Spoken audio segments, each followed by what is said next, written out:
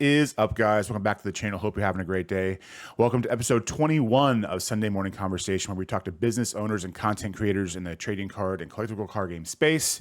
If you want to be on a future episode of Sunday Morning Conversation, feel free to message me in the description below or on Instagram. We have a fantastic guest today, the man, the legend, Pat from Hounddoggaming. Pat, what's going on, dude? Hey, man. Appreciate you having me on. Not a problem, man. So before we get into it, if you want to do a little bit more of an introduction of yourself, what you do, and all that, and we can get started. Sure. Yeah. So Pat, Hounddoggaming, as you mentioned, I've been doing this for coming up to 18 months now, just slinging cardboard. Didn't really do it out of a position where I felt like, I just needed something to do. Like I'm someone who can't really turn it off. And my kids got very into Pokemon. So therefore, I too was like, I'm going to lean into nostalgia. We're going to make this thing fun for us. My kids were doing things like, little pack opening videos and stuff like that. I started a little YouTube short thing for them just to kind of like test the waters. And it was really for them to just kind of like open and enjoy looking back on that experience. And right around that same time, prismatic hits and everything in our area dried up. And, I'm just a consumer at that point. So I don't know what else to do. So I'm at the point now where anytime I see something, I grab it, I stash it. We throw it in Easter baskets, it's Christmas mornings, that type of stuff. And none of that's changed. But I did realize very quickly on that anything the kids did not want, which was essentially bulk, I might be able to take that and at least get a little something back for it. So that's where I found Tcgplayer. That's kind of how the story begins for me. Yeah, man, it's funny how the with most people it always comes back to bulk, but it's true. It's like none of this animal goes to waste. We have fun with what we have. Try to get a little bit back at what you can, and it's like a big economy. There's always a part of the animal that someone's gonna want, someone's gonna need, and if no one needs it, then you bulk it out to someone else to figure it out, and then everything's fine. Did you have any? You don't have to tell me how much, but did you have any like initial money that you put in when you started, or did you go like $0? We're just taking the bulk that we have and then figuring it out from there? Because with me and you and a lot of others, when you're watching content and you see like boxes and ETBs and all this stuff in the back, I get messages from time to time where it's like, oh, well, you started with blah, blah, blah, blah, blah. And it's like, no, man, I literally maybe had a couple bucks to start with. And a lot of people can get a little frustrated with that. So how did you start? What did you start with? And then go from there. Yeah, I don't know. Phantom says it all the time. Nobody starts with nothing. Yeah. And that's what makes it hard. I mean, I started with a full-time corporate job where I've done very well for myself. It provides for me and my family. That's really what I started with. I started collecting with the kids, and we looked at it. And at the time, I'm consuming a bunch of videos that I probably shouldn't have been, like Poke&E specifically, where I'm like, oh, sealed is where it's at. Let's do that. And so when I told my wife, I'm like, I'm having a lot of fun kind of packing these orders, even though there's these these tiny little cards. How would you feel if I put some money in and actually started, selling this stuff so that I could just kind of let the kids just have fun with what they have without, really kind of cannibalizing it? And we agreed on $500. So I took $500 and I started to source, and it just kind of compounded from there. I probably spent that $500 the worst way you possibly could to get started on it, because I went and I bought, like at the time, it was Temporal Forces. And then the other one that was available, which looks really good today, that didn't at the time, was Stellar Crown. And that's kind of what I started to do. And I am someone who was stupid and ripped packs for money. But when I did that, I found a bunch of gradable stuff. I got lucky. My hit rate was high enough. So I went and I got them all graded. And then I started to kind of move in that route. I thought I was going to be one of those people that was really good at grading. My latest CGC results would argue otherwise. So I've mostly stayed raw and into bulk and buying up collections and stuff like that since. Yeah, if anyone has not checked out Pat's channel yet, I would highly suggest it, and reference the video that he just mentioned, because it's a really good one, especially now where a lot of people are getting into grading. Maybe not so much because a lot of the places, even Beckett now, I think Beckett and CGC, well, maybe CGC's left. I think Beckett just paused their value tier. It's not just I send in a card and I get a 10. There is some work that goes into it. There is some luck that goes into it. There is some, The companies got to make sure that their tens hold value. So if they throw out too many tens, which is why like the whole grading aspect of this hobby is starting to get a little weird. Because if in my opinion, if a 10 is a 10, it should get a 10. And if that makes the value of the cards go down, even though we're resellers and we want them to be worth money, they should be 10s. What is your attitude and aspect on grading as a whole, as far as transparency, the charging $10,000 and having to take out a loan for the family to be able to get your card back? What is your attitude on grading, and how are you using it going forward with all the hurdles that are in front of us now? Yeah, I don't know if it's just like being in business as long as I have or whatever. When I was looking at companies originally to start grading with, because last year, as I mentioned, I did pretty well with it.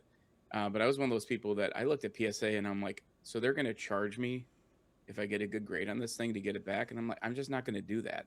And so I started to actually look at kind of like the time value of money, where it's like, if I get my card back 4 weeks faster through CGC and it's worth 80% of a PSA 10, it's worth it for me for the churn to just go with CGC, get it back, no upcharge, get it up on eBay, and then get it moving. And that's kind of what I've always done. I haven't even tried PSA. The only other company I've looked at is Tag, but I think there's a lot of, I don't know that we're fully there yet where we can start to say Tag is the answer to all of our problems. I think AI is the future probably of that space, but I don't know that Tag is quite at where they thought they were originally, just because there's been so much inconsistencies overall in that space. As far as what you just said, I called that out specifically in that video because there's a market for these cards, and for these companies to stay in business, it behooves them to not just hand out 10s even when it's a 10, or to do like the 9.5s or whatever, because it holds their market value better. So suddenly, if their 10s are trading for higher and higher and higher, people are going to want to start to grade with them. People like us who are looking to make some money doing this type of stuff. And so I don't know. I'm now one of those people where if I grade a card, I have to feel really good about it, and it has to make sense from the overall time perspective when we get it back. But for the most part, raw is not necessarily, I'm not saying raw is easier, but it is definitely something that will help keep a business alive unless you are fully integrating. And I feel like to do that, you need to vend a little bit too. I think vending in the graded space is probably the way to go if you're going to even really stand a chance there, because you know what you're getting, like right on the spot. You can tangibly look at it, and you're not just kind of, you can submit your own stuff. And I get PSAs where the value's at, but to me, right now, this is not the time to do it. And it was a lesson learned for sure, because I spent more time on these cards that I submitted, and for context, I'm sure there's a bunch of people that didn't see it.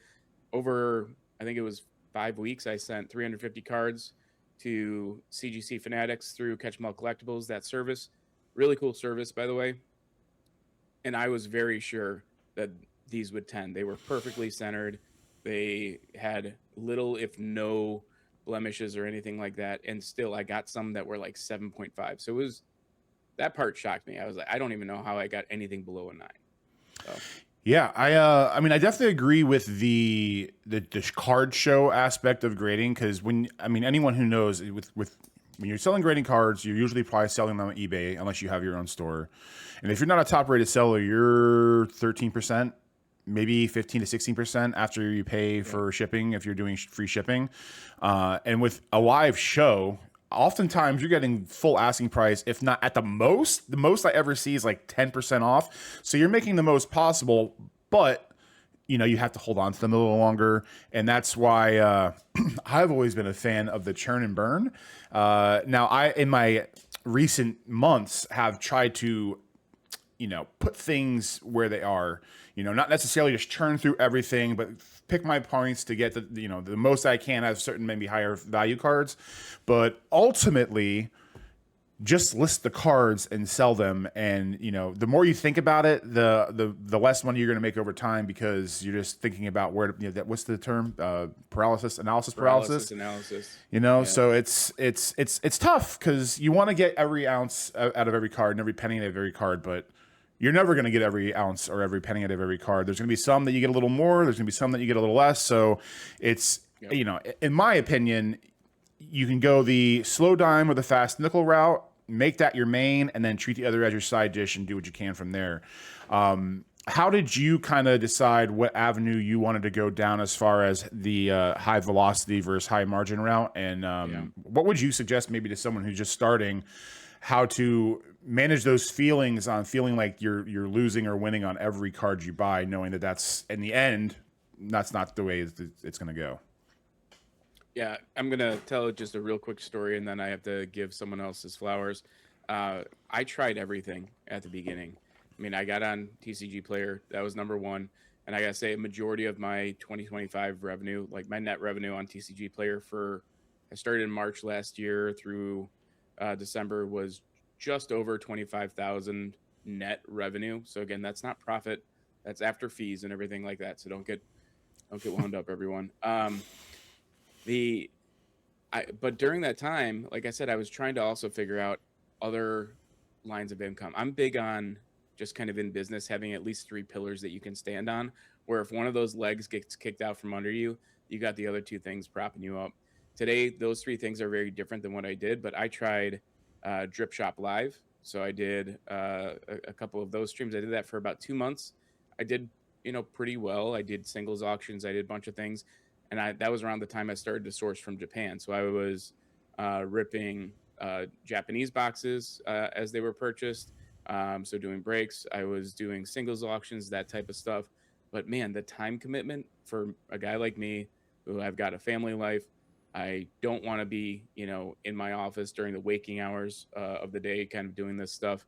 But doing it taught me, how to get a high volume of orders of all different shapes and sizes out the door. So I learned real quick how to pack boxes, how to do different size bubble mailers, what fits in where, all that. So I can't say that was a bad experience, but I knew within 2 months that wasn't for me. So I tried kind of the live stream rip and ship. I did Tcgplayer, like I mentioned, still on it today, but a little less focused on it.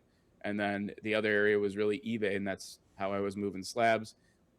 Around the time that I got into Japanese, that's also why I really kind of doubled down with CGC, because they were so fast in returning cards that it's like Team Rocket's Mewtwo. I pulled that a few times, just because I ripped a bunch of a few times. The Destin Rival, the Destin Rival box. What's the Japanese version?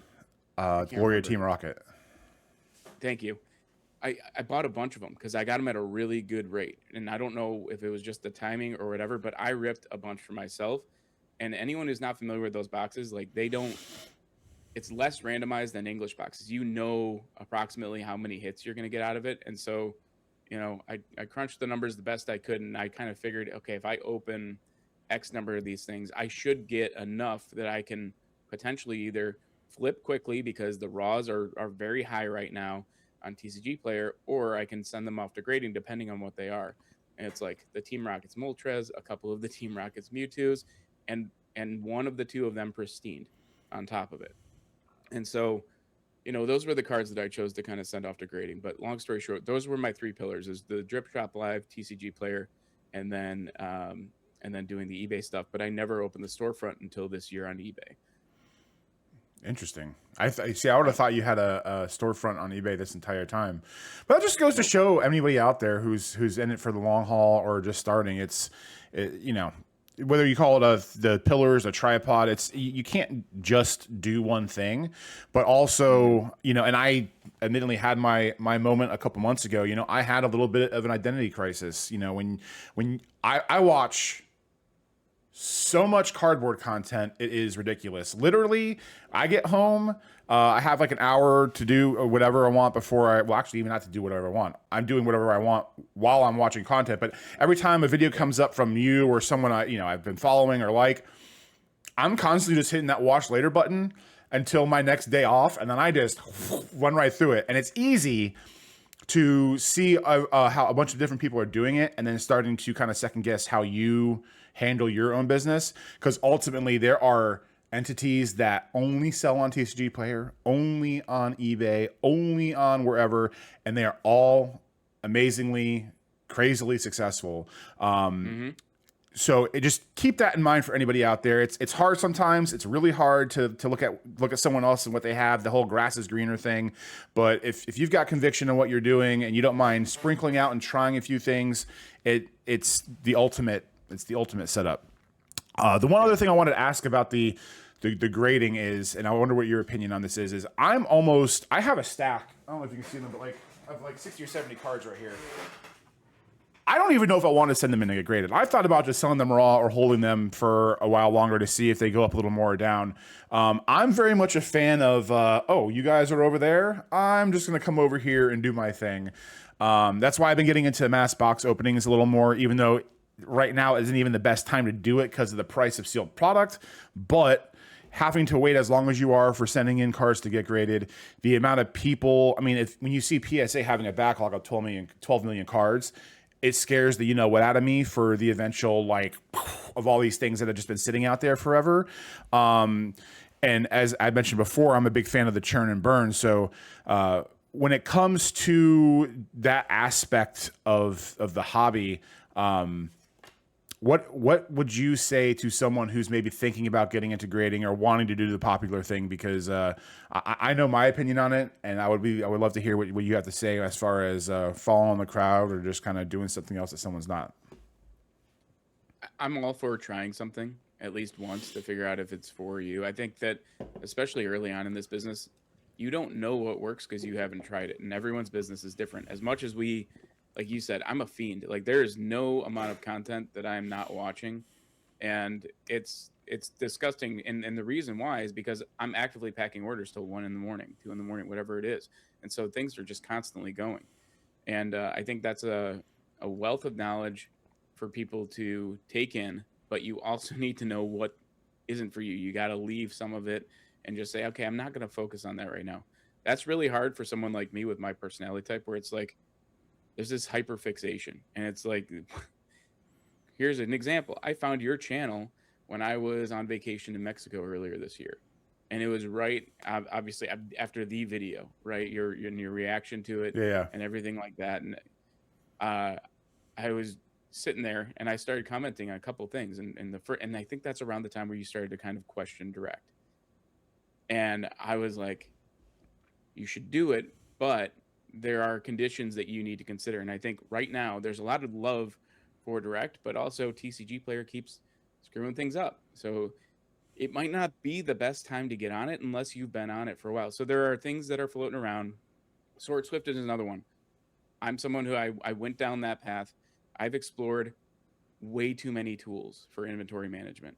And I determined that right now in my business, with my business size, as much as Sword Swift is probably an answer for those of us who are going to be here for the next 5 years, it's just not for me right now. I know you came to a similar conclusion, but there's also other things on the market that are not getting as much praise, that you can build your business and grow with these new platforms, and we all need to embrace the competition on it. So I mean, as far as like consuming content, grading cards, whatever it might be, I think try something at least once, but you also need to be willing to kind of fail fast and bail out if it's not something that's working for you.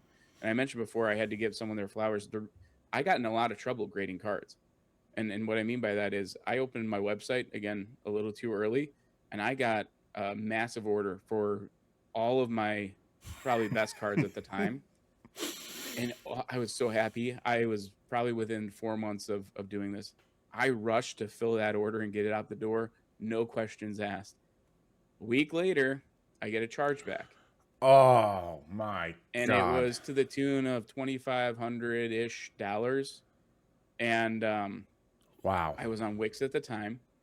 And I opened a case, and I'm like, here's the evidence. This is whatever. I had just the basic insurance on it. And they ruled not in my favor. And I even took the address and I sent it to him. I'm like, which I should have done before I sent the stupid order, but it was to an empty vacated building. It was very obvious when you looked it up. And it's like, those are the lessons that people don't really talk about. But I was in a really bad spot because I'm sitting here thinking like, man, I've been growing this thing off of the initial $500. And now I just got scammed for $2,500. So not only do you lose the cost of grading, the cost of the cards. You are also have to pay back your Wix payments account $2,500. That's out of pocket. And I didn't have any protection. I didn't have an LLC at the time. And so that's coming out of my personal pocket. And that was a tough one to go back to my wife and be like, you're not going to believe what just happened. And so I really thought about getting out of this thing. And that was a hard lesson learned early on. Of all people, there was someone who was relatively new on the YouTube space, and it was TJ. And I'm like, this guy seems approachable enough. He's still small enough that he might actually have time for me. Maybe he has an idea on how to get out of this. And he graciously agreed. He's like, sure, do a quick Discord call, whatever. And the number one thing that he said was, you volume. Like, you got to find volume, and volume will cover almost every mistake you make in this business. I was like, all right. And that's when I dove into Magic as like another pillar to get out of Pokemon and get out of just kind of like the collector mindset. And I realized if I'm going to go into volume, I got to get into Magic. So, full circle, me taking the little tidbits of advice and also, paying it forward. Don't get scammed the way that I did, but also know that like that stuff is happening every day to the biggest creators, to the biggest non-creators, to the biggest businesses. And if you don't have the volume to cover it, you're SOL. Yeah. It's and that's the crazy thing is like it's not like a thing where scamming may happen.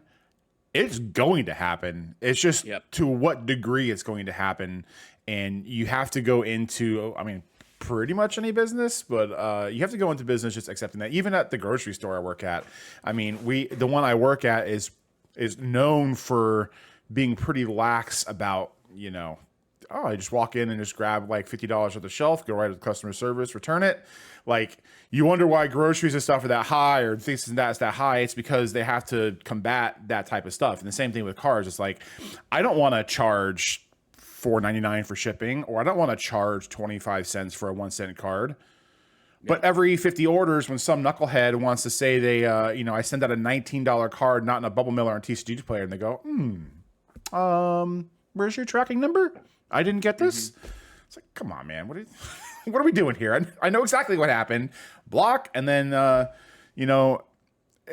something I learned at the store too is when it comes to people scamming and stealing, when you, for like and you might even know this because you said you're in business, right? Yep. Yeah. So like if you, let's say like a Kit Kat bar, right? If you take a Kit Kat bar that is on the shelf for $1 and someone steals that, it takes like, depending on the cost, 10 to 20 of those to make up for the one that was stolen. So it's like it's a big quicksand pool that you can really start to feel like how, and that's just on a small scale. So when you're talking about yourself and it's $2,500, I mean, if you're not talking about things that you can make crazy multipliers on, like grading, it can feel so defeating that you're never going to be able to get out of it. And yes, volume, bulk, just mass online sales is almost always going to be not necessarily the perfect answer, but it's going to be able to get you out of your situation maybe a little quicker, and then you just got to roll with the punches. It snowballs both ways, right? Like to the example that you just said, you get things stolen, it's going to take a while to make it up, but at the same time, if you're going along and you take the precautions and you start to get the common business sense, it's going to snowball positively where those things start to compound, which kind of probably leads into what you're about to talk about next, which is listing every card. Yeah, I've gotten back into it, but I try to, well, first off, I love you. You're the greatest. And the thing that drew me to you was you, and I think Retro Mike, is that you're I don't want to say you're all numbers, but you are numbers focused, probably because of your background. But sometimes when you pull out a spreadsheet, I just be like, ooh, spreadsheet. Let's, because I'm not. I'm the guy that I've been doing this for I don't know how many years, and I don't keep track of anything. I just keep thinking that Uncle Sam's never going to come after me and ask me to provide all my receipts, which I'm going to be changing in January. So January, I'm going to get a thing set up, and it's getting a little scary now. When I checked my sales last year and I did 45, I was like, maybe I should have some proof. Well, you're on the internet, It's not I like they know, can't prove that you're I know, making these sales. I You know. got it. You So got to do it. You got to so do it. I was too far in. I shouldn't say it's too far into the year this year, but like I'm just picking January as I'm going to do that. I'm going to just come. I'm going to find as many receipts as I can now, and then hope to God nothing happens. If it does, then that'll be my $2,500 lesson or whatever I got to come up with, and then I learn the hard Yep. way. But so that's why I wanted to ask you is because you're a business background and you are into the numbers. I look at the numbers side of things, and even what we were talking about is you don't want to be left in the dust as someone when the next best comes out. Like I deal with my customers all the time at the pharmacy. It's like, can we text you when your prescription's running? Well, I don't use my cell phone. I don't want to be. You want to be on the new with everything, and whether it's technology or the number side of things, you want to be able to keep track of stuff so that way you know where you are, which I found myself in trouble in a lot. What is something that, when it comes to the analytics sides of things, how much peace of mind can that give you knowing, exactly how much you're spending and how much you're selling? Because I would imagine that when you're in a predicament like you were in, you can pull whatever up, see where you are, find out how much room you have, where you need to allocate things. And without doing that, I'm sure you're going to be in a world of hurt trying to figure out how you're going to get yourself out of it. Yeah. So the hardest lessons, like I said, that you get taught are the ones that you think you know better the whole time. And up until that scam point, I didn't have anything separated. I had my personal checking intertwined with the business. I didn't have an LLC or a DBA or any of that stuff that I have now.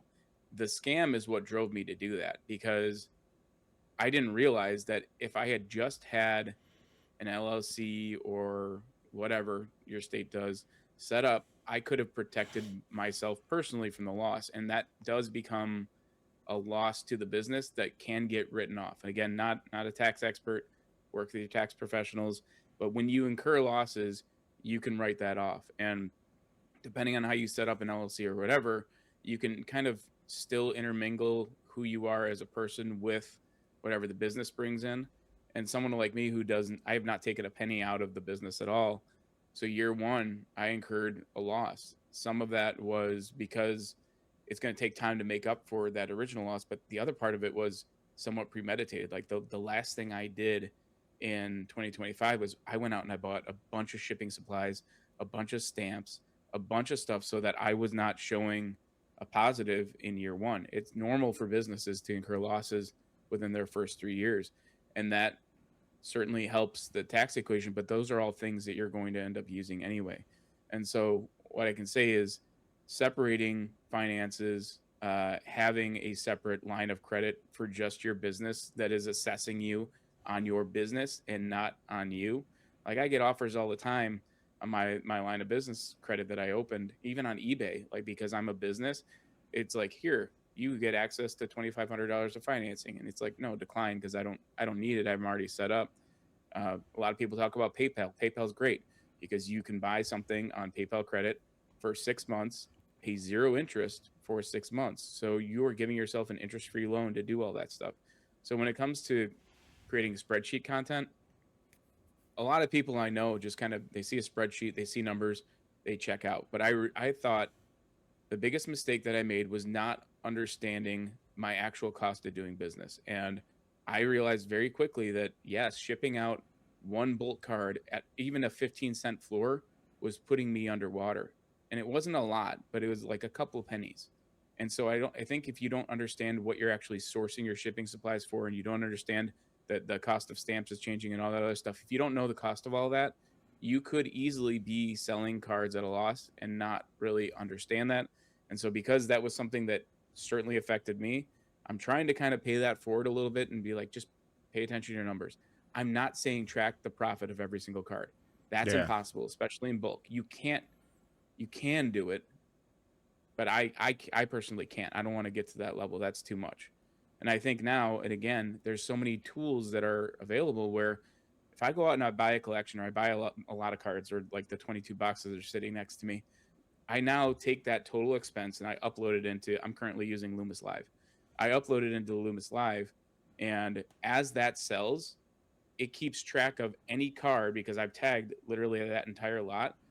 It keeps track of every card for me. So now I don't even need to think about it. So I'm going to move away from those spreadsheets a little bit and start to rely a little bit more on inventory management software. Nice. Yeah, it's I joke around with myself because I hate broccoli, but I also treat like numbers as broccoli. It's like you have to pay attention to them. Yep. You gotta have your daily dose of veggies, and that's what the numbers are. Because you're right. I mean, there's been plenty of times where I've thought I was making a killing, and then I sat down. I was like, oh, let me just. Oh, I made 8%, which. Yeah. You know, that's profit, I guess. But sometimes the amount. It's because net revenue is not profit, right? Like, right. And that's the thing that a lot of people don't realize is after fees, that's not all profit. There was a cost of getting that revenue back into your bank account. Yeah.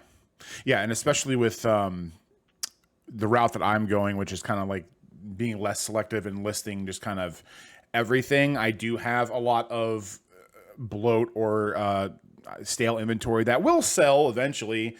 But when doing that, it's probably even a little more important that I'm keeping track of what I'm selling because it's funny is especially after when I liquidated this last time, I look at the way I'm doing it as like, I think I said this before, but I'm looking at that as in case of emergency break glass. I don't need to liquidate that right now. I want everything to have a fair chance to sell. And then when the time comes where maybe my cash flow is going from a here to a here or something happens, I can go, okay, I'm going to go through and just rip out all the stuff that's just been sitting for a while and then just boop. And I feel okay with that because, again, it's just different strokes for different folks. It works for me. I definitely like I just always wanted to be the guy that had everything. You know, when I see, cool stuff, inks and Star Cities, and they have like, 20 of everything and different conditions and different that. I was actually talking to someone the other day that used to work for one of them, and they were like, yeah, it works because they just have so much. And it's just like... I don't know why that resonates with me, but it does. And I think that's an important thing to embrace is that there's so many different ways to do this business. There's no wrong way, but you have to be open to the fact that sometimes if you're doing something different, you have to be open to the fact that maybe you need to change. It's okay to change things up. It's okay to maybe, duck dive, whatever you have to do, not to necessarily mail in what you want to do and give up on it, because it could be something unique, right? I always mention Burbank Sports. Like, it's a unique place. They have everything. If you want a, Joe Schmo from the 1940s, and who knows who he is, they got it. And I always thought that was an interesting idea. Between when you started and where you are now, what is something that maybe you have conviction in that you are never going to change, that is going to work? And maybe what's something that you really thought was going to be like this home run idea, and then you're just like, nope, nope, that's not it. Well, I think the home run idea that I'm like, nope, that's not it. I'll answer that one because it's quick and easy, is grading for me. There's the time value of money. Yeah. Right now, it doesn't make sense. I'm not saying it never will, and that I'll never ever do it again. I'm sure I will. But for right now, that is not, something that I'm willing to kind of bet on. As far as, getting going and finding success relatively quickly, it was from listing every card. And that was originally why I hit subscribe on your channel, because I'm like, finally, someone who's been doing what I've been doing and actually found success. Like you've mentioned before, paying off debt, which, again, I'll give you your flowers again. Paying off your debt, taking money out of a business within the first 3 years to apply to anything that isn't the business and still finding a way to grow the business, it's tremendous. I mean, there's a lot of people who should kind of look at you and be like, I want to do what he's doing, because if they do that, they'll grow faster because they may not have to take anything out, right? Yeah. I'm hoping that you're in a position now where you're able to just kind of reinvest everything, because you're going to see exponential growth as a result of that. But listing every card to a certain extent. And so that's where I start to kind of get on the fence, because I'm at the point now where the inventory is large enough, especially on Magic. There's only so many 1 cent reprint cards that you can put on there that decide not to move, or that you can sell for 40-cent floor or whatever it might be. Sure. And until it just kind of becomes dead inventory. So I'm at the point now where it's like, I'm not at the point of delisting those things because I really do feel like having that deck fodder for people to kind of build around is a good thing. And it'll help you with card optimizers on Mana Pool, Tcgplayer, whatever it might be. So I'm not taking that stuff down, but I'm not adding more 1 cent cards. So I am at the point now where anything that gets added, it'll be at a sifted level. And then the other non-negotiable for me, which I'm sure you'll like, is that I can't fully lean into chaos. Yeah. I have tried. Yeah. I like chaos. Like packing an eBay order that was chaos sorted felt like a vacation, but it was also because my eBay inventory was like 7 rows deep and my average card cost was $3.50. So you know what I mean? Like it was less volume, but at least there was a high enough premium on it where it was like, man, I feel good about packing these orders. The problem with doing a pure chaos is that you're adding time on the back end, and I would rather add that time while I'm already actively listing. I'd put that on the front end because I'm doing it now. Why do I have to do it again later? Just get it done now. So what I've decided to do, and again, using the inventory management to kind of help me, is yes, a chaos sort, but alphabetically. Because when you think about what the chaos sort does, you know, bin whatever in this location, and then usually it's a card number. I don't want to do the card number because then I'm picking up cards and I'm sifting through it, and that's adding time in the back end. Set actually just tells you where the card is. It's within this set, and then you alpha from there. So that's the way I'm looking at chaos sorting going forward. Is I have a bin, and it might be a stack of 300 cards. I put it through the scanner. I sift what I don't want to have in there. I list the cards that are remaining, and then I alphabetize them real quick. Yes, by hand still. And then I throw them in the bin, because now when I get an order, it tells me what bin it's in, and I just go quick pull it the same way that I always have. So I think that's going to be the way that I can scale going forward, adding both time on the front end of it, or adding additional time for me to do other things and still maintain an alpha sort. That's an interesting, I never even thought about that, but that's actually, if I ever decided to try, I think that would be how I'd want to do it. Cause I think for me, it's just the complete chaos of it all, just like the Joker from let's introduce a little chaos. Like if something goes wrong and I can't find it, my personality type is going to be like, I'll go through every fucking card to find that. I've done that, man. You know, like, I've gone through backlog for hours to find a freaking Shuckle. You know what I mean? Like, I can't. So this way, it's like I know what I have because it was scanned in, so I have an image of it, and then on top of it, I alpha sorted it. And again, the bin location is just replacing set here. So it feels like the best way to kind of marry the two schools of thought while also not losing your inventory. Yeah. Well, and also it just goes to show like how much of a lot of the aspects of this business is all just like what where you're willing to put the time. You know, I've made no lies about how much, I love Phantom and Phantom's channel, but when I saw him delete his entire inventory and then spend 3 days plus de-sleeving all these cards just to run them back through, like, yes, is he going to save more time afterwards? Yes. But to me, that seems miserable. And if I invest the time up front to have everything alpha and set sorted, like just this last time when I blew up my inventory, when I blew it all up, everything was still in alphabetical order. So I could just take everything I need and just whoop, and then everything is good. But it is what it is. Like I said, different strokes for different folks. You do what you like. But I don't see a time that I'm going to ever fully embrace chaos, but maybe just take a little dabble in it. So speaking on the eBay front, just real quick, with Phantom doing that, it's also a really brave move because I accidentally, and by I mean a Shopify app,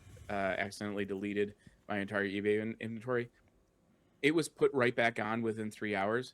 My sales went way down, and I'm asking around, and people who know eBay better than I do are like, yeah, the eBay gods, the algorithm, they hate you now because they just saw everything disappear and then go right back up, and then there's not a whole lot of activity going on after that. So it's a tough hole to climb out of when you delete everything, which I inadvertently did, but I'm experiencing that right now. Actually, I was getting in a decent rhythm, and I just listed a bunch of like base set to Neo stuff, and I had a lot of copies of light, moderate, heavy played cards, but I only had the one image, and I forgot that you could do like, you know, like each image for each card within like a class. Anyway, so I was selling them, but then people were like, "Hey, this isn't the card that was in the picture," and I was like, "Fuck, shoot."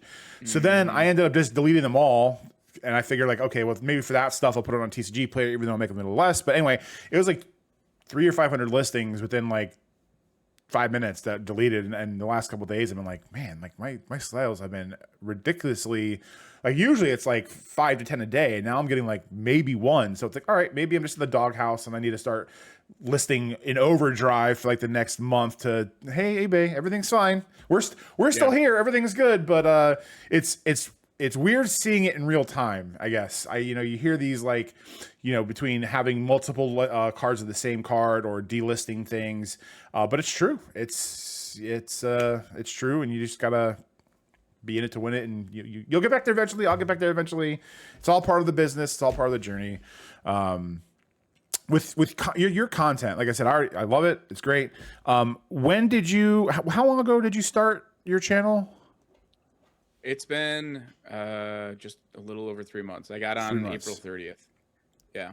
That's what's up. And it was something I told myself I would never, ever do, by the way. Yeah. Well, a lot of people do. And that's why I wanted to ask you, because I knew it was 3 months and you are crushing it, sir. I mean, what are you like? You're either just over 700 or just about to get to 700 subscribers? Let's do a live check here, because I know we're close to that. I mean, might as well hit the old refresh button. Yeah, 747 to be exact, Professor. So, and I don't want anything I'm about to say to come off the wrong way, because but I want to say this.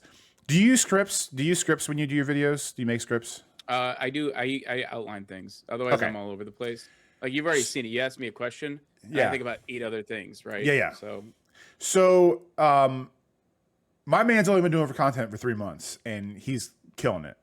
And there are some videos. I mean, the only reason why I don't mind saying this, and I'm going to ask you, because I just did my video a week or two ago, where at my humble beginnings, where all my stuff was completely janked and just like disgusting. Not that yours is, but it was horrible. But it's like, hey, every now and then when you do a video, it's a little sunny outside and maybe it's a little overexposed, or you know, you outline things and maybe sometimes you're not always looking in the camera. And there's things that I see in the video you catch and fix.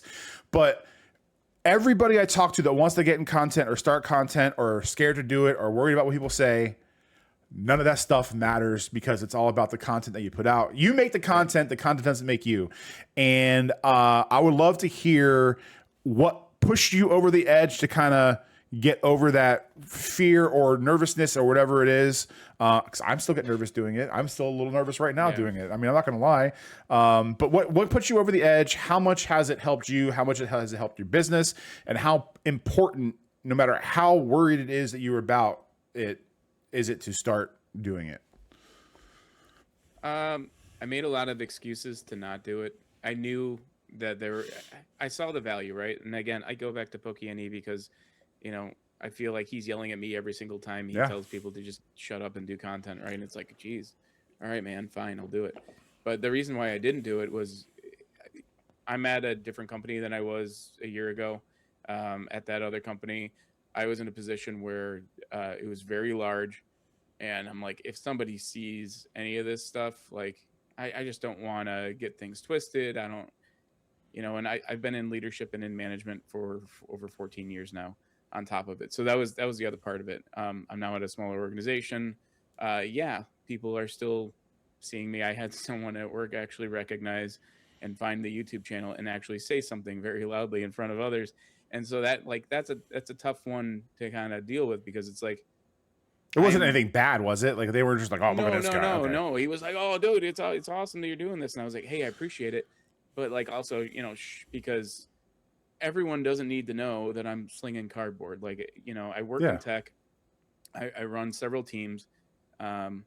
It was literally my biggest nightmare that played out in the office where he had said something, and I don't know why. And then ever since then, it's kind of been like, this is almost at least a month and a half ago. But ever since then, it's been no big deal. And it took a really long time to kind of take the plunge. The reason I did it, it wasn't so that it wasn't so that I could go and make more sales, because I knew that if I were going to do this, I'd probably be talking to other people that are trying to do what we're doing, right? And that would be my primary audience if I were to do it.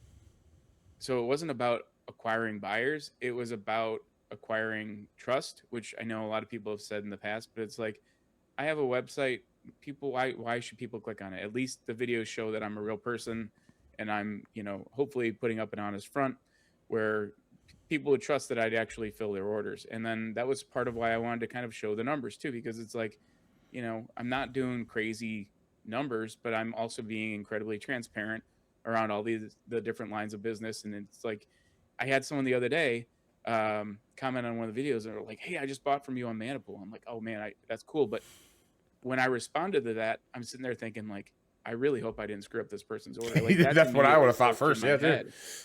Yeah, and so it's like there's like this responsibility, I feel like, that comes with being on YouTube, that almost means like you have to be better than just the standard, whether it's like packing orders, customer service, whatever it might be, because even if you don't know them, there's a chance they might know you.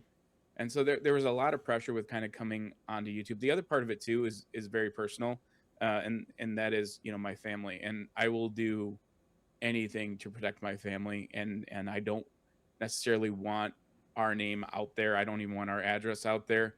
I would have changed it all before going on YouTube if we weren't moving. But it was one of the pieces of advice that I did take from Brian is, I have an LLC and I have a doing business as name. My DBA is Hounddoggaming. My LLC is not that. And so that's so that when people look up Hounddoggaming, they can find me, but they don't necessarily find, you know, my family, the address that it's connected with, everything at the LLC level. So I don't know. The YouTube stuff never was in the plan. I jumped on it because I kind of figured my profile's a little bit lower at a smaller organization. Maybe there's going to be a little less likelihood that I'll get recognized. But even a small channel like mine, there's been a couple of times where people have been like, "Oh," on a Facebook group where I post that I'm buying stuff, and I get people commenting, "Oh, I finally found you out in the wild." And I'm like, I'm nobody. Like I don't. Yeah. What do you mean finally? Like I've been doing this for 3 months.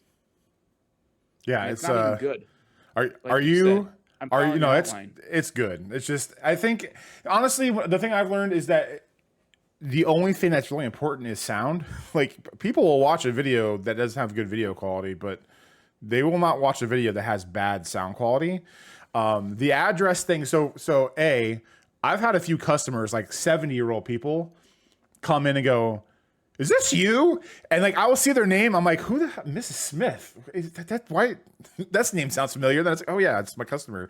So it's weird. And then with the address thing, that is something I'm gonna be changing at the end of the year, because at the beginning of the year I will be starting my LLC. And now this is a good example of why the address thing is fine. But I got a customer who ordered a card for one of their kids, and then I got a letter from them because I have my stamp has my address. But I'm doing a video on this because it's cool. But this is what I got. It's the kid made a Charizard and said, awesome, "Thank you," and this is all that was in there. And I was like, initially I was like, okay, having my return address is not good. Thankfully, that wasn't a murder note or anything insane, but it got me thinking like, yeah, I mean, also I live on the 4th floor of an apartment. But anyway, that's, you know, I'm going down the rabbit hole there. But yeah, so that's something I've definitely thought about. I definitely have some time to learn about it. Way too. Yeah. And that's the thing that scares me is like, if someone hates me for whatever reason, I don't want to make it as easy as I currently is for me to be found. Yeah. And like, here's an example. I think this was yesterday or the day before, because I'm still in the stage of I need to respond to everybody and all the comments that I get. But one of the people was like, "Why are you blurring your address? If I want to find out where you live, I'll just order your cheapest card and I'll figure it out." And I'm like, you are the reason why when I move, I'm not going to be putting my return address. There's going to be a PO box, and that's going to be it for that reason. The other part too, and this is, I think it's cute, other people might not. Sometimes my kids come in here, they want to sort cards. They like putting their hand on cardboard too. Sometimes they want to help me fill orders. I I used to. I don't do it as much. I think you still do. Write a little thank you note on just about every order that comes through. Yeah. And when my daughter Every especially comes order that in, comes through. Yeah, I don't. every order. I mean, Yeah. good for you. Yeah, I couldn't keep up with it anymore. But um, the people who order from my pro site, my website, anything like that, I make try to get the handwritten note out. But my daughter loves to come in and like she likes to doodle and draw, kind of like what you just showed. But she likes to sign her name or whatever it was when she was helping me pack orders for a while. And that's the other part of it is like there's a family element to it. There's a protection element to it. It's not that you don't have to have like this ego of like, oh, I'm big now, so therefore that's not what this Yeah. is about. It's you're putting yourself out there. Literally anyone can find me on YouTube if they wanted to, so I might as well take the extra step. Yeah. I mean, it's, yeah, I mean, I watch enough body cam videos and stuff now to where it's like, yeah, maybe we should be a little more, because I'm so nonchalant. I mean, me personally, I'm so nonchalant about things. It's like, okay, well, my arm's missing, but we're just gonna just keep going through the day. It's no big deal. But like, Well, here's the thing too. I'm not like a tiny guy. Like I'm not worried about getting mugged. Like I'm gonna put up a fight. It's not me that I'm worried about. Yeah. So yeah. Well, so it's just past the half point of this year. You have a thriving business, a almost 1,000 subscriber YouTube channel, which you should definitely follow along with. What is your plans for the next 6-12 months? Is owning a store at some point down the road something that you want to do? Is this strictly going to be an online thing you're trying to grow? How far are you trying to take this? What is in store for Hounddoggaming? yeah, I've thought a lot about this, and I feel like my answer changes all the time. Like my wife and I will joke about opening a storefront because she loves to read, and she's like, "Man, if we do coffee books and you do like a little card thing," and it's like maybe we can open something up one day. But at the same time, I am not in a position where I can step away from my career anytime soon. And it's I just turned 40. I've got a lot of years left. There's insurance reasons, there's family reasons, there's obviously the income. It's like the card business would have to be exponential for me to make it Sure. full time to the point where I could do that the way I want to. So as of right now, I'm looking at it as I will do online as long as I possibly can because I enjoy it. This is it. Yes, it's work, but it's work that I look forward to. And like my personality type, when I'm not doing card stuff, I'm thinking about card stuff. And I just got I have one of those brains I can't turn it off. Call it hyperfixation, whatever you want. ADHD gets thrown out a lot, I feel like, on channels like ours. Maybe that's the case, and there's some level of undiagnosis there.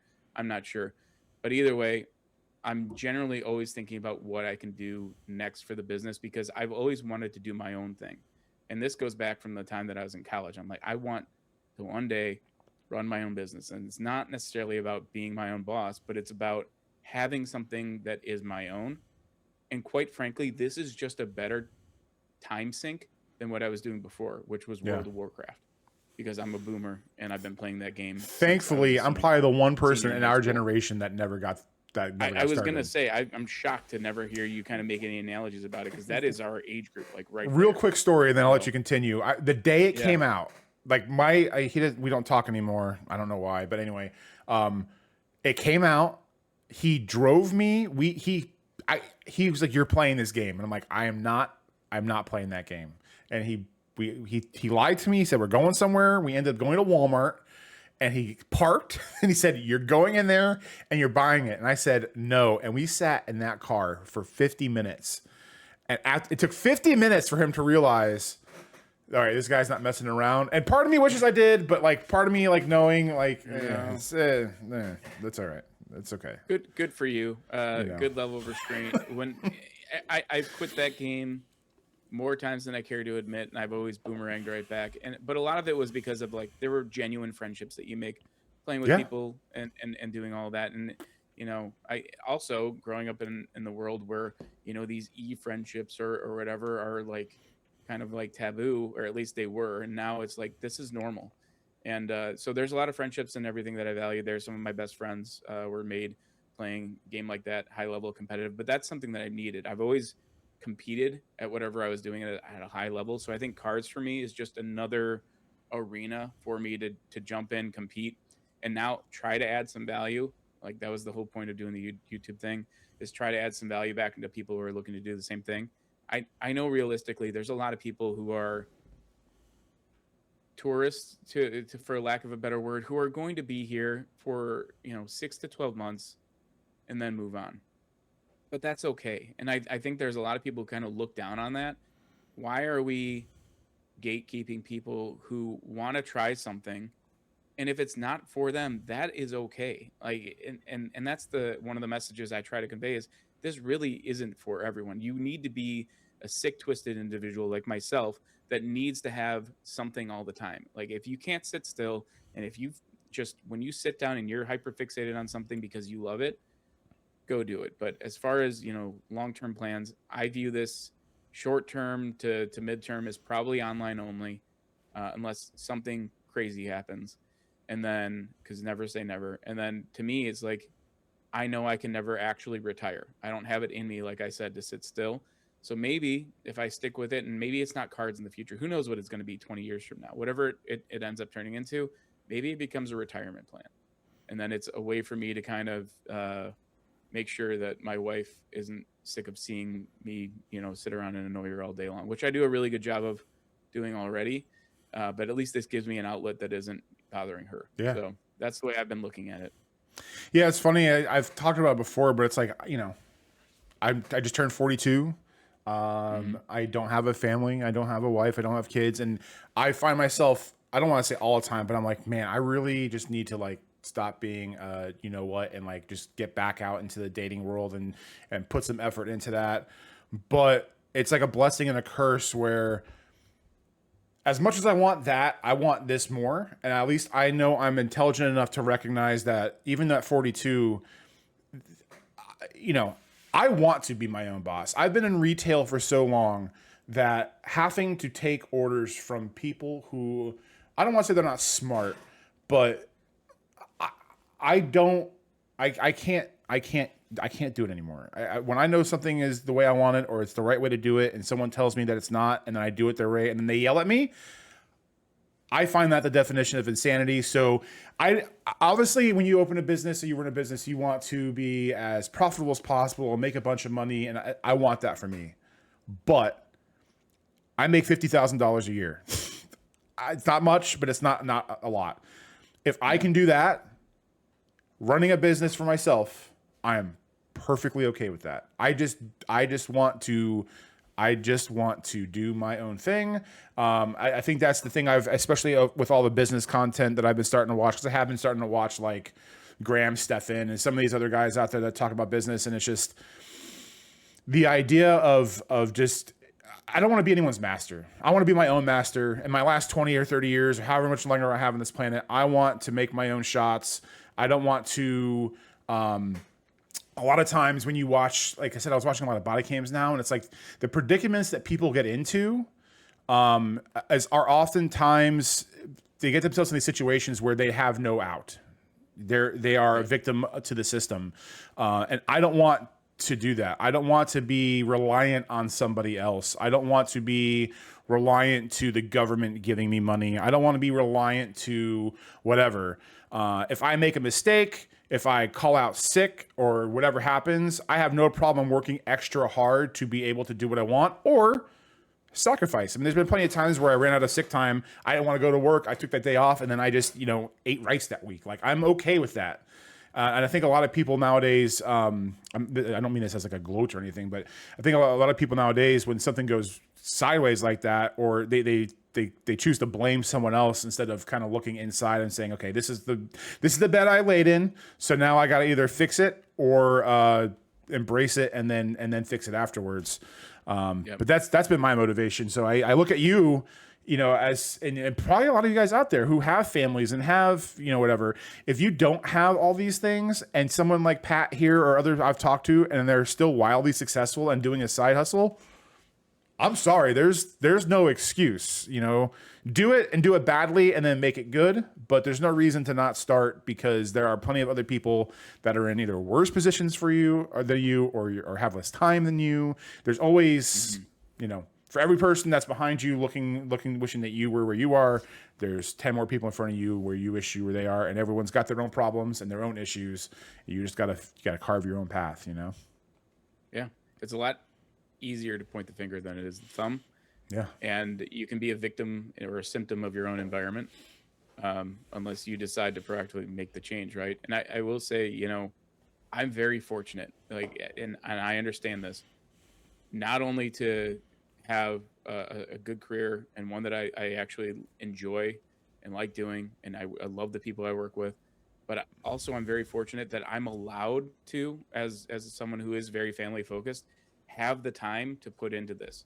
And it's something that I feel like I go with Cycles and my wife, but she's been incredibly supportive. She gives me all the time in the world. Black Friday on Tcgplayer, I know you know what this is like, but that Black Friday event, I did 1/3 of my entire calendar year in 2025 in that weekend. Yeah. And I'm talking thousands of orders. And I'm like, I don't know how I'm going to get all these out in 2 days. Like, there's just no way. My wife comes in here and she's like, show me how you pull the cards. And then she's like, oh, so it's like a library. And immediately, because she's book centric, it clicked for her. So she's sitting there, she's pulling cards and orders, and I'm throwing them in envelopes. And it's like, if it weren't for her, I wouldn't be able to do this. So I think the, you know, the support system, especially if you're going to be able to balance the family life and all that, like, you need that. And you need to have a spouse or a significant other who's there, who's willing to kind of support you when things get a little hairy, like it did for me on Black Friday weekend. I swear I'd still be packing orders if it weren't for her. It was an incredible thing. Yeah.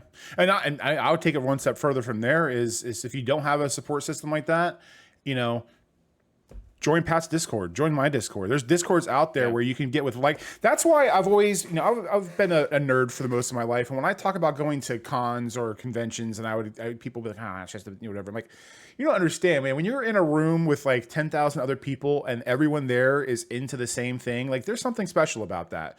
And if you don't have a support system that can talk you off a cliff when you think your store's dead, or if you've got an idea that you want to run off somebody, there's no better people to ask than the people that are in the trenches with you.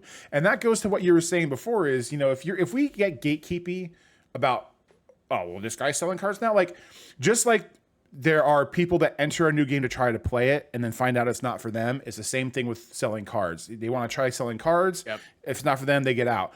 But if there's no one getting in and trying it, there's going to be less and less people down the road that are selling it. And then it's like a whole, you know, it's a whole big, you know, circle of life.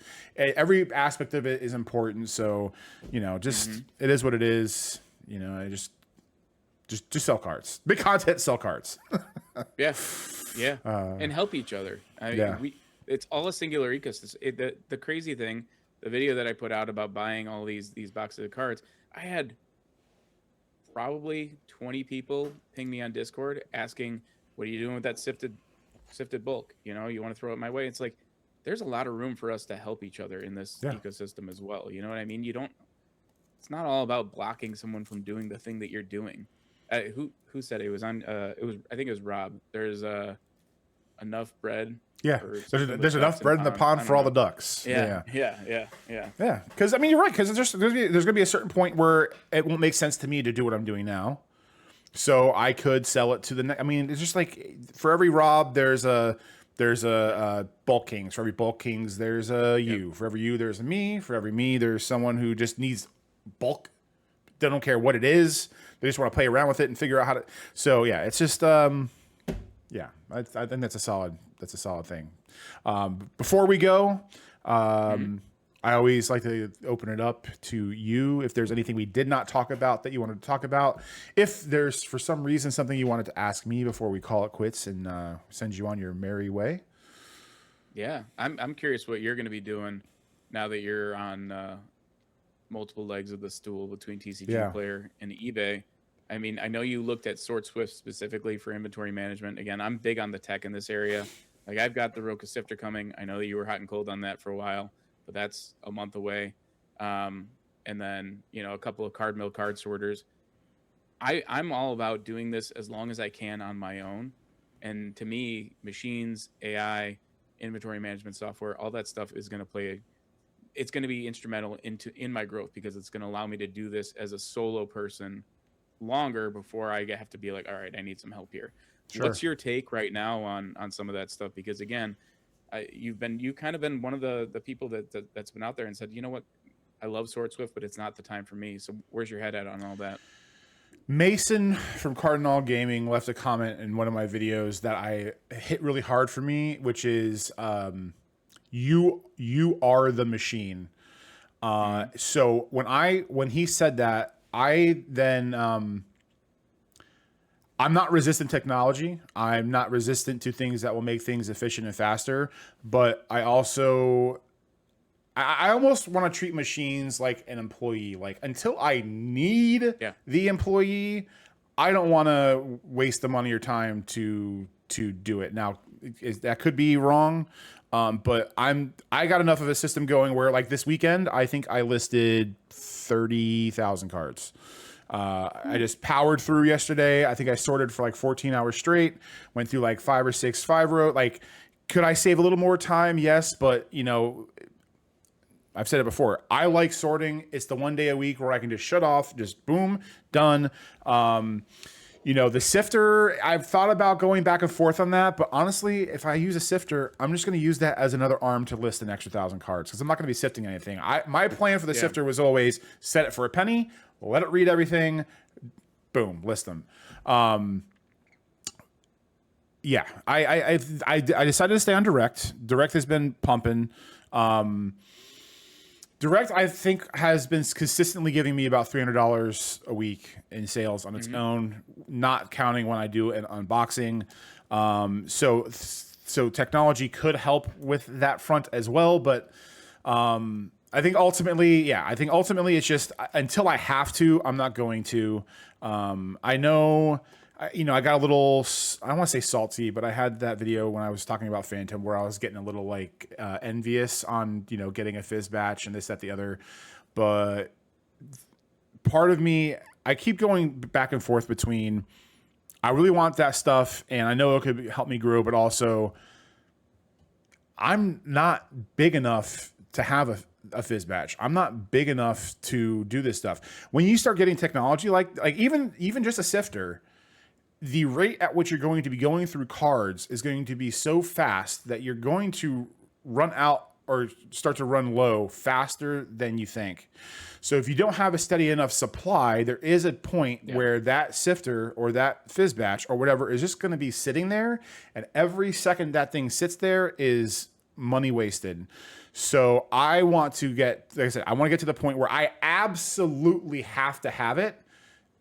That way it prevents a situation like that from happening. And I'm honestly treating it like my diet too. And I just had this revelation about my diet today because I was able to quit drinking, but now I've had to realize that, you know, I've got a food addiction. I can do good for all week and then I'll just binge myself to death on one day. And at any point I can have what I want. So if I can have what I want at any point, I might as well be on the straight and narrow and then indulge when needed. So the same thing with cards. At any point, I can get a sifter, I can get a card bot, I can get any of that stuff whenever. So I just don't have to have it now. I can just get it whenever I want and just and go from there. So does that make the most sense? No, that might sound silly to others, but that's the thought process I've had, and you know, just kind of betting all on me and my abilities, and then going from there. So. I wonder what your opinion is on that. You think that's too much, or No, I don't think that I'd be doing the things that I'm doing today if I was someone who was trying to stay on direct. I did direct for 7 months, and I got burned out. I think I commented on your video, like, be careful if you let something sit for a week and they're in a mood over there, they will ding you, and your whole RI is going to get a discrepancy, and you're going to have to restock all those cards by hand. Like, there's not an easy hit button, restock everything that was sold on direct. And that was the reason I got off of direct was, again, around the time I found your channel, we were going on vacation and they refused to release the RI so I could get things shipped to them. And I'm like, I'm going to be out 2,000 cards, because that was my standard RI was between 1,500 and 2,000 cards every time I was pulling it. And it was nice to have $500, $800 coming in every other week.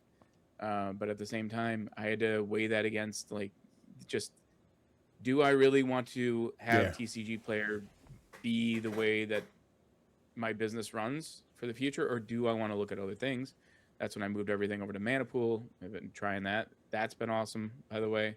I know you were kind of flirting with that too, but I can't list to eBay Tcgplayer Manapool without an inventory management. I mentioned Loomis Live is kind of where I settled in. I can't do that without having a piece of software do it. And maybe it's just because I work in tech that I'm a little bit more trusting of it, but I do feel like to scale, we have to kind of lean into the things that are coming out. Yeah, that's fair. I mean, it will happen. I just, maybe once I actually have my actual LLC, and I honestly, I kind of thought like even maybe the next time I have my liquidation event, that would be the time that I don't want to delist everything now. There's too much. So it's like, okay, maybe see where the treasure is buried. Honestly, the amount of stuff that you're sitting on that we don't know about as the viewer, like we need a tour of what is actually not listed. Like do that for a video, because I could not believe how quickly you bounce back after selling everything. Like, well, I'm a little fortunate in that there's most of the stores around me don't deal with bulk at all, and I don't. But it's good bulk, man. Like you're getting good stuff. Yeah, I'll do that. Yeah. I know I've shown the boxes, but I haven't actually like gone through the cards. So maybe I'll just do like a 10 or 15 minute video and just like, okay. Yeah. Okay, we'll do that. Done. Your wish is my command. There you go. Yeah. All right. Again, I couldn't believe it. I'm like, how does he have hundreds of thousands of cards already again, and he hasn't, to my knowledge, bought anything?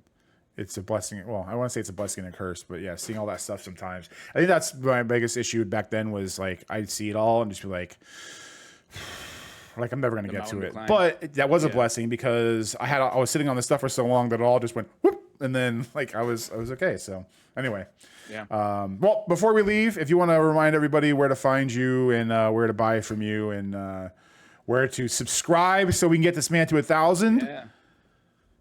First of all, thank you. Appreciate it. This has been fun. I love doing stuff like this. You can find me Hounddoggaming or Hounddoggaming TCG on just about everything. eBay, Tcgplayer, Manapool, all the above on YouTube. As Bronze mentioned. Also, Bronze, is that swag available for purchase? I just noticed your shirt. This is a 101. There's a customer of mine found my YouTube channel. She's like, "Do you want a shirt?" And I was like, "Yes." That's awesome. I'm not big time enough to have one, but yes, when I go out in public, I wear this, and I have thought about getting a decal for my car, but that's too much. So we're rolling with the shirt right now. Yeah. You'd be surprised. Tax professional might call that a tax write-off too. So we'll see. Hey. But anyway, yeah. So Discord and YouTube, appreciate everything there. Buy Bronze's future merch for sure, and subscribe to the channel. So. Awesome, man. Well, appreciate you very much again for stopping by. That was Sunday Morning Conversation, and we'll see you in the next one. Have a good day and take care. Bye.